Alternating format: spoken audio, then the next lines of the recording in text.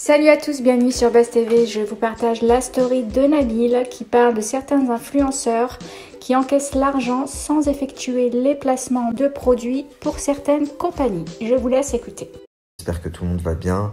Donc la story d'aujourd'hui, elle va servir aux autres entrepreneurs. Donc toutes les personnes qui ont une entreprise et qui à un moment donné ont fait appel à des influenceurs ou qui ont dans l'idée de faire appel à des influenceurs pour promouvoir leur activité.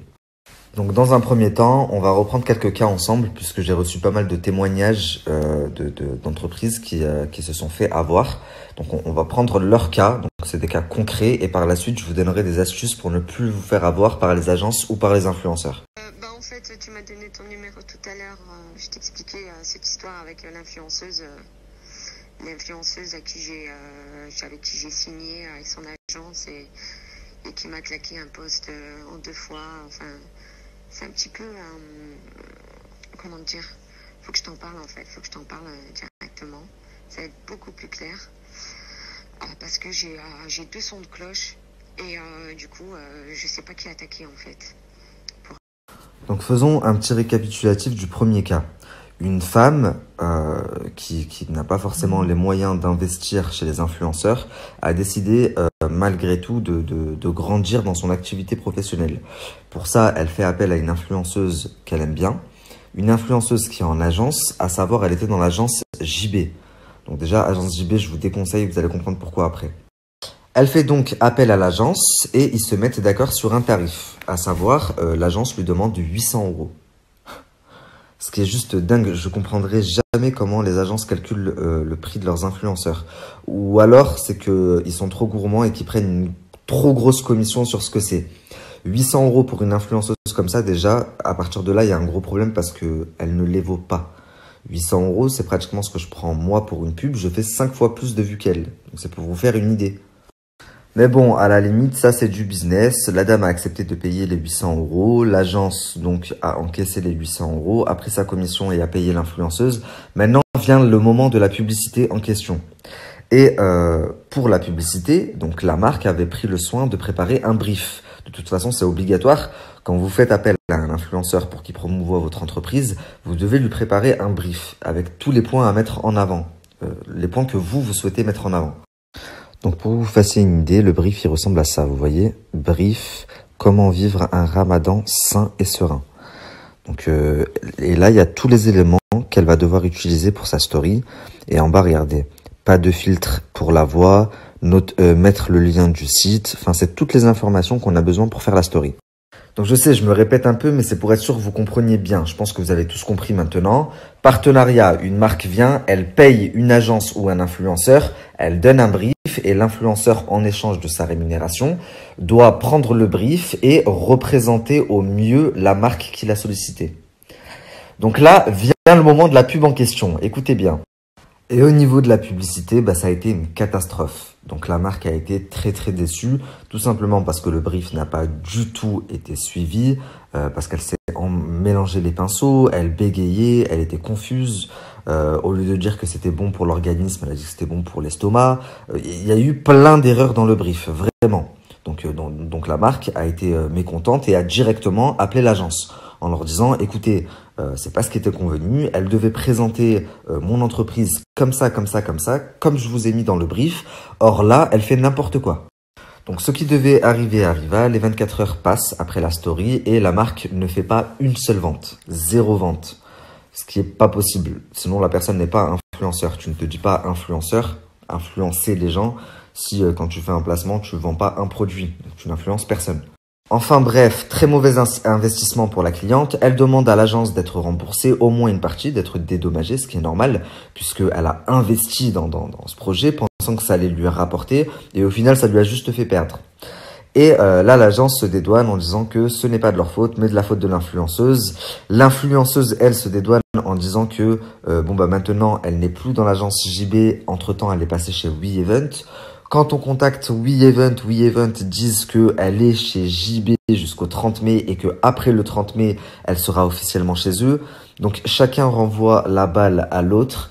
Mais en attendant, il y a une mère de famille qui a perdu 800 € parce qu'elle voulait travailler sans sortir et ces 800 € ne reviendront pas.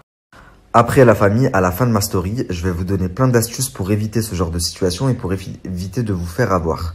Donc là, ça c'était le cas numéro 1. La femme, elle s'est fait avoir 800 euros. Sa publicité, c'était pas du tout ce qu'elle avait demandé et elle n'a pas gagné 1 euro. Maintenant, passons au cas numéro 2. Alors pour ce deuxième cas, la famille, c'est pas des influenceurs qui sont en agence, c'est des influenceurs qui sont en indé. Et c'est très bien parce que ça va me permettre de vous donner un exemple pour des influenceurs en agence et un exemple pour des influenceurs en indé. Donc on reprend le deuxième cas, c'est un parieur sportif qui a payé 2 influenceurs pour lui faire de la pub. Des influenceurs qui sont pas en agence, donc il leur a parlé directement. Il y en a un qui l'a payé 1500 euros et il y en a un qui l'a payé 1200 euros. Mais c'était pour plusieurs postes. Donc je crois que c'était pour 8 ou 9 postes dans le mois.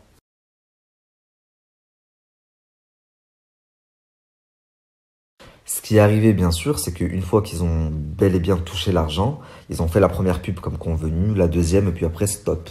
Alors qu'il y avait 8 pubs de prévues.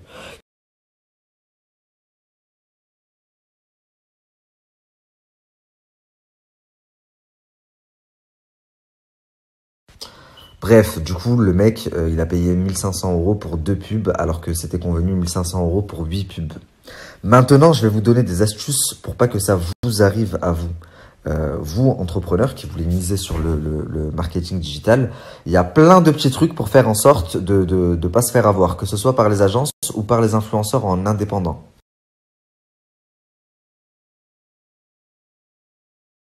Donc, conclusion, la famille.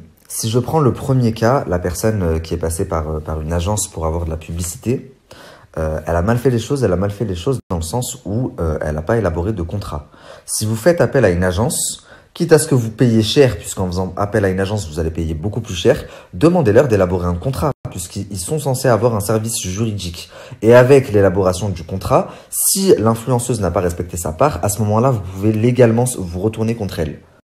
Donc l'élaboration du contrat, très important, première chose. Ensuite, deuxième chose, avant de faire une pub, et ça me paraît logique, mais apparemment non, faut demander le nombre de vues de l'influenceur. C'est pas parce que vous le suivez, que vous l'aimez bien, que c'est le cas pour tout le monde. Là, la femme me dit, j'ai été choquée, la fille, elle est grave suivie, elle m'a même pas fait une vente. J'ai dit, ah bon, elle est grave suivie? Je lui ai dit, t'as ses insides? Elle m'a dit, non. D'accord? Est-ce que t'as juste une capture de ses vues? Non plus. Donc la famille, quand vous demandez un partenariat à quelqu'un, demandez à l'influenceur de filmer avec un autre téléphone ses vues Snap de la veille. Et comme ça, on peut pas tricher là-dessus. Croyez-moi, pour ceux qui passent par des agences pour faire de la publicité, si vous élaborez un contrat à chaque fois que vous faites une transaction avec une agence et si à chaque fois que vous collaborez avec un de leurs influenceurs, vous demandez les vues de la veille, vous n'aurez aucun problème. Vous saurez à quoi vous attendre à chaque fois. Et ça, c'est sûr et certain. Je le sais, j'ai travaillé en agence. Maintenant, pour les influenceurs qui ne sont pas en agence et qui sont en indépendant, ceux-là aussi peuvent vous arnaquer, vous, entrepreneurs. Comme là, par exemple. Si vous voulez passer par un influenceur qui n'est pas en agence, la famille, vous pouvez. Mais il faut être beaucoup plus vigilant que par un influenceur qui est en agence. Certes, vous allez payer moins cher, parce qu'en agence, ils prennent de grosses commissions. Vous allez payer moins cher pour quelqu'un qui n'est pas en agence, mais c'est aussi moins sécurisé.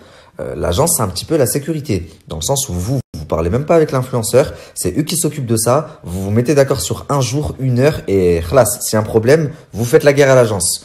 L'influenceur, c'est pas pareil, il répond une fois sur 10, donc tant qu'il n'a pas eu l'argent, vous inquiétez pas, il va être très disponible, une fois qu'il a l'argent, il a 50 messages tous les jours, donc il va un petit peu vous bâcler. Et c'est ce qui s'est passé avec le parieur sportif là.